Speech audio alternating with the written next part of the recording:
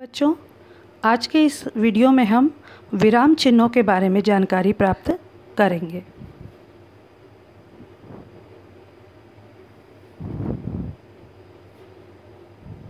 विराम चिन्ह। सबसे पहले हम देखेंगे कि विराम चिन्ह का अर्थ क्या है।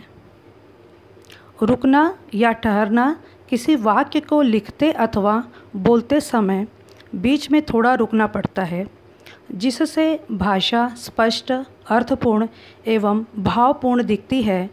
लिखित भाषा में इस ठहराव के लिए जिन चिन्हों का प्रयोग करते हैं उसे विराम चिन्ह कहते हैं। विराम चिन्हों के प्रयोग की जानकारी के बिना अच्छे ढंग से पढ़ लिख नहीं सकते। अच्छे लेखन व पठन के लिए विराम चिन्ह के उपयोग के बारे में जानना बहुत आवश्यक है। विराम चिन्हों की संख्या के बारे में विद्वानों के अलग अलग मत हैं। विराम चिन्हों का प्रयोग वाक्य के प्रारंभ, मध्य या अंत में किया जाता है।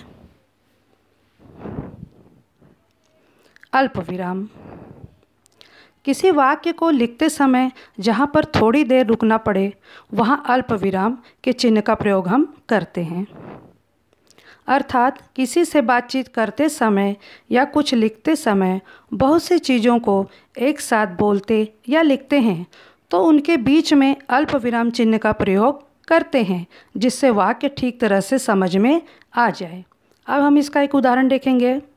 सिद्धांत अल्प विराम कोल्हापुर में पढ़ता है।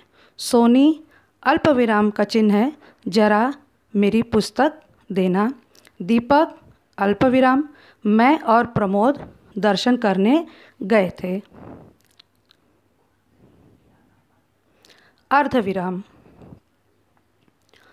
पूर्ण विराम से थोड़ा कम किंतु अल्प विराम से थोड़ा अधिक देर तक रुकने के लिए अर्ध विराम चिन्ह का प्रयोग करते हैं।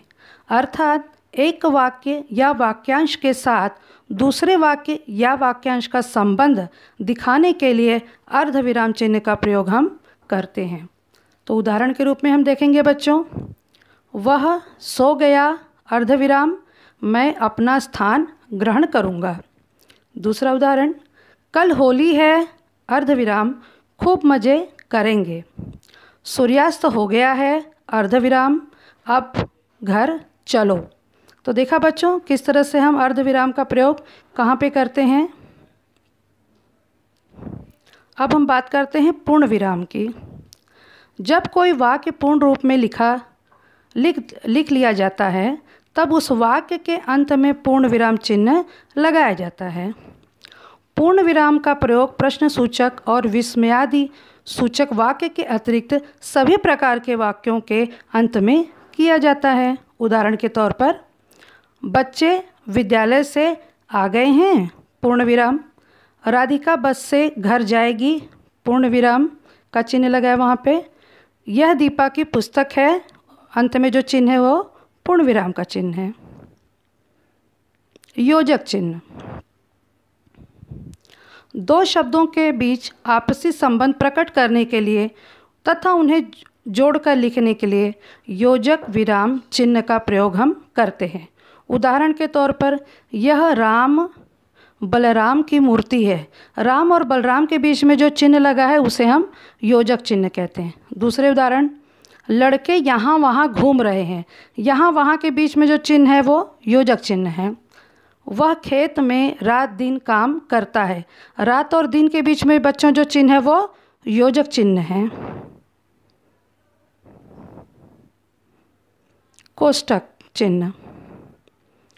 वाक्य में किसी शब्द को स्पष्ट करने या कुछ ज़्यादा जानकारी देने के लिए कोष्टक चिन्ह का प्रयोग करते हैं। अर्थात कोष्टक चिन्ह का प्रयोग अर्थ को अधिक स्पष्ट करने के लिए किया जाता है। कोष्टक चिन्ह 3 प्रकार का होता है: लघु कोष्टक, मझला कोष्टक, दीर्घ कोष्टक। बच्चों एक बात नोट के रूप में याद रखिएगा कि हिंदी में विराम चिन्ह के लिए खास तौर पे हम लघु कोष्टक का ही प्रयोग करते हैं। अब हम उदाहरण देखेंगे। भाई चिल्लाते हुए चले जाओ यहाँ से। तो चिल्लाते हुए ये जो शब्द है ये कोष्टक में लिखा हुआ है, तो ये लघु कोष्ठक है। दूसरा उदाहरण, माता जी गुस्से में कांपते हुए, तू अब मार खाएगा। गुस्से में कांपते हुए ये शब्द कोष्ठक में लिखा गया है। धर्मराज युधिष्ठिर सत्य को जीते थे। युधिष्ठिर ये शब्द कोष्ठक में लिखा गया है। तो ये किसी शब्द को स्पष्ट करने के लिए, ज़्यादा जानकारी देने के लिए हम कोष्ठक का उपयोग करते हैं। लाघव चिन्ह, किसी शब्द को संक्षेप में लिखने के लिए लाघव चिन्ह का प्रयोग करते हैं। उदाहरण, रुपए, रुपए लिखने के लिए रू लिख के एक छोटा सा शून्य बना देंगे जो लाघव चिन्ह है। उसी तरह डॉक्टर लिखने के लिए डॉक्टर की जगह डॉ लिख के एक छोटा सा शून्य लाघव चिन्ह बना दिया। इंजीनियर को पूरा न लिखते हुए ईजी लिख के छोटा सा लाघव चिन्ह बना दिया। तो इस तरह के शब्दों का भी हम प्रयोग, इस तरह के चिन्ह का भी हम प्रयोग बेटा करते हैं। विस्मयादिबोधक चिन्ह, विस्मयादिबोधक चिन्ह का प्रयोग वाक्य में खुशी, दुख, आश्चर्य, घृणा, विस्मय, करुणा, भय आदि का बोध कराने के लिए किया जाता है। विस्मयादिबोधक चिन्ह का प्रयोग अव्यय शब्द से पहले किया जाता है। उदाहरण, अरे वह गिर गया, आहा कितना मीठा आम है, वाह कितना सुंदर फूल है। प्रश्नवाचक चिन्ह, प्रश्न पूछे जाने वाले वाक्य के अंत में प्रश्नवाचक चिन्ह का प्रयोग किया जाता है। उदाहरण, राधा क्या पढ़ रही है, प्रश्नवाचक चिन्ह। मोहन दुकान से क्या खरीद कर लाया, प्रश्नवाचक चिन्ह है वहाँ पे। वे मुंबई क्यों चले गए, प्रश्नवाचक चिन्ह।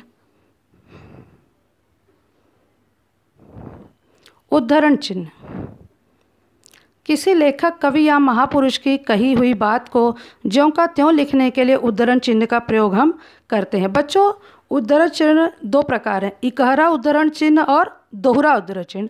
इकहरा उद्धरण चिन्ह जो है किसी लेख, कविता, पुस्तक आदि का नाम लिखने के लिए इकहरे उद्धरण चिन्ह का प्रयोग हम करते हैं। और दोहरा उद्धरण चिन्ह किसी का कथन उसी के शब्दों में ज्यों का त्यों लिखने के लिए हम दोहरे उद्धरण चिन्ह का प्रयोग करते हैं। तो यहाँ पे देखिए एक उदाहरण है, ये दोहरे उद्धरण चिन्ह का उदाहरण है। राम ने कहा, दोहरा उद्धरण चिन्ह है, प्राण जाए बरु वचन न जाए। उसके बाद गांधी जी को हम राष्ट्रपिता, ये इकहरा उद्धरण चिन्ह का उदाहरण है। देखिए उसमें इकहरा उद्धरण चिन्ह भी लगाए के नाम से जानते हैं। विवरण चिन्ह, विवरण चिन्ह का प्रयोग वाक्यांश के संबंध में कुछ सूचना या निर्देश देने के लिए किया जाता है। उदाहरण, इससे निम्नलिखित लाभ है, विवरण चिन्ह लगा है वो। वचन दो प्रकार का होता है, विवरण चिन्ह। लिंग के 3 भेद हैं, विवरण चिन्ह। विस्मरण या त्रुटिपूरक चिन्ह, जब किसी वाक्य अथवा वाक्यांश को लिखते समय कोई शब्द अथवा वाक्यांश भूल से छूट जाता है तो उस छूटे हुए स्थान पर विस्मरण अथवा त्रुटिपूरक चिन्ह, जो कि उल्टे वी के आकार का होता है, का प्रयोग किया जाता है। अर्थात यदि हम कोई वाक्य लिखते समय किसी शब्द को भूल जाते हैं, ऐसे में विस्मरण चिन्ह का प्रयोग किया जाता है। इस चिन्ह को हंस पद भी कहते हैं। उदाहरण, देवेश, हंस पद का देखिए वहाँ पे चिन्ह लगा है, लिखेगा, तो चिन्ह लगा, इसका मतलब वहाँ पे कुछ छूट गया, तो क्या लिखेगा, कहानी। तो क्या है, देवेश कहानी लिखेगा।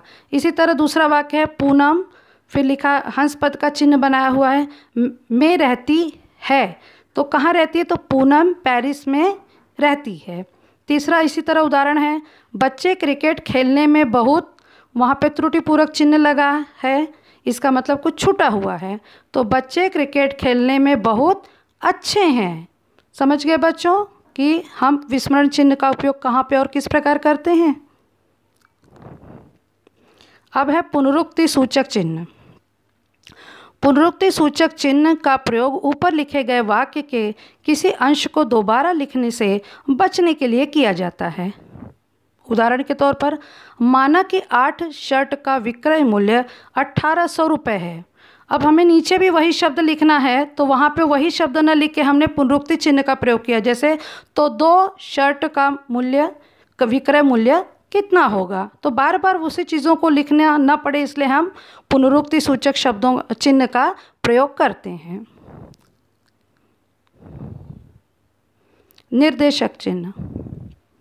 इस चिन्ह का प्रयोग नाटक आदि में संवाद, वार्तालाप, कथोपकथन आदि में और किसी अवतरण के बाद और उसके लेखक के नाम के पूर्व किया जाता है।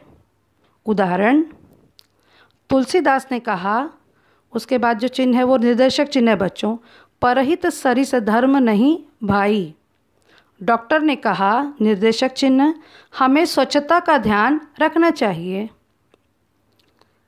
बच्चों, आज हमने विराम चिन्हों के बारे में जानकारी प्राप्त की है। स्वाध्याय के रूप में मैं चाहती हूँ कि आपको कुछ मैंने विराम चिन्ह लगाने के लिए दिए हैं। पहला है, मानव जीवन के लिए खेलकूद का महत्व है, शाबाश, ऐसे ही उन्नति करते रहो। रोहन आज रात की बस से अपने गांव जाएगा। सुभाष चंद्र बोस ने कहा था, तुम मुझे खून दो, मैं तुम्हें आज़ादी दूंगा। तो बच्चों, आज हमने विराम चिन्ह के प्रयोग के बारे में जानकारी हासिल की है और आपको ये स्वाध्याय दिया है, आप इस पे और सराव करते रहिए।